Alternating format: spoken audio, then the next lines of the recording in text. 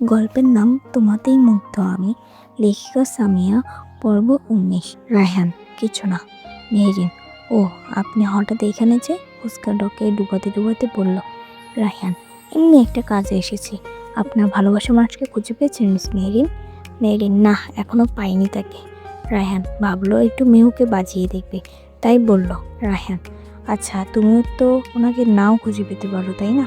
কারণ যে মানুষটার কোনো প্রমাণ নেই তোমার কাছে, আমি কিন্তু দেখতে খারাপ না, হ্যান্ডসাম আছি, আর তোমার ছোটোবেলার ভালোবাসার মানুষের সাথে নামও মিল আছে, তাই না? তুমি আমাকে নিয়েই ভেবে দেখতে পারো। মেরি: ছি মিস্টার রায়হান চৌধুরী, আপনি এতটা খারাপ? আমার তো জানা ছিল না। আপনি আমার সরলতার সুযোগ নিলেন। আপনি কি করে ভাবলেন হ্যাঁ আমি আমার ছোটোবেলার ভালোবাসাকে ভুলে আপনাকে ভালোবাসবো? আজ 10 বছর যেমন ওর জন্য অপেক্ষা করতে পারছি, ঠিক তেমনই সারা জীবন অপেক্ষা করব। কোনো সমস্যা নেই, তাও ও ব্যতীত আমি কাউকে কল্পনাও করতে পারি না। আর হ্যাঁ শুনুন, আপনার নামটা আমার ভালোবাসার মানুষের সাথে ম্যাচ হতেই পারে, এক নামের মানুষের অভাব নেই, কিন্তু কখনো আপনি আমার রায়হান হতে পারবেন না, বুঝতে পেরেছেন? এই বলেই মেহরিন ফুচকার বিলটা মিটিয়ে আগে গজগজ করতে করতে চলে গেল।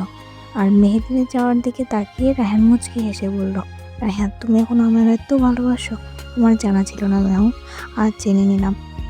তোমার রায়হান তোমার সামনেই আছে, কিন্তু তুমি চিনতে পারছো না। আমি তোমায় এখন কিছুই বলবো না, আমি চাই তুমি আমায় খুঁজে বের করো। এই বলে রায়হান সেখান থেকে চলে যায়। মেহরিনও রাগে সিঁড়ি বেয়ে উঠে কারোর সাথে কোনো কথা না বলেই নিজের রুমে চলে যায়। তারপর রুমে গিয়ে দরজা বন্ধ করে ব্যাগটা বিছানায় ছুঁড়ে মারে।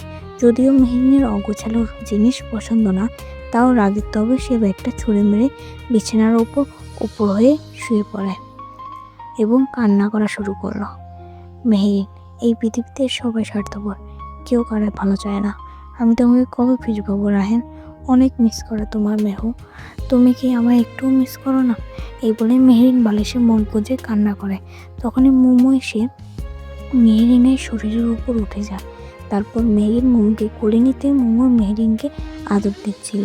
মেহরিন: জানিস ময়ূর, কেউ আমার খোঁজে না, শুধু আমি তাকে পাগলের মতো খুঁজে যাচ্ছি। এই বলতে বলতে মেহরিন ফ্রেশ হয়ে নামাজ পড়ে নিচে নামলো খাবার খাওয়ার জন্য। মেহরিন: চাচি আম্মু খাবার দাও। সালমা ইসলাম: দিচ্ছি মা, বস তুই। তারপর সালমা ইসলাম মেহরিনকে খাবার দেয়। এইভাবেই সময় যেতে লাগে প্রায় 2-3 মাস। রায়হানের সাথে মেহরিনের আর কোনো যোগাযোগ হয়নি, দেখাও হয়নি। এতে মেহরিন খুশি। তারপর মেহরিনের জন্মদিন চলে আসে, মার্চের 2 তারিখ। মেহরিনের জন্মদিন প্রত্যেকবার তার বাবা মা ছোট করে হলেও আয়োজন করে, কারণ তাদের একটাই মেয়ে। তাই 1 তারিখ রাতে ফাহিমার বাড়ির সবাই মাথায় পাগড়ি টুপি আর বেলুন নিয়ে মেহরিনের রুমে যায়। আর 12টা বাজতেই সবাই মেহরিনকে ডেকে বলে, হ্যাপি বার্থডে মেহরিন। মেহরিন তো খুশিতে সবাইকে বলল, মেহরিন: থ্যাংক ইউ আম্মু, আব্বু, ভাইয়া, চাচি আম্মু, চাচ্চু, নিশা, তোমাদের অসংখ্য ধন্যবাদ। কোনোবার তোমরা আমার বার্থডে ভুলো না।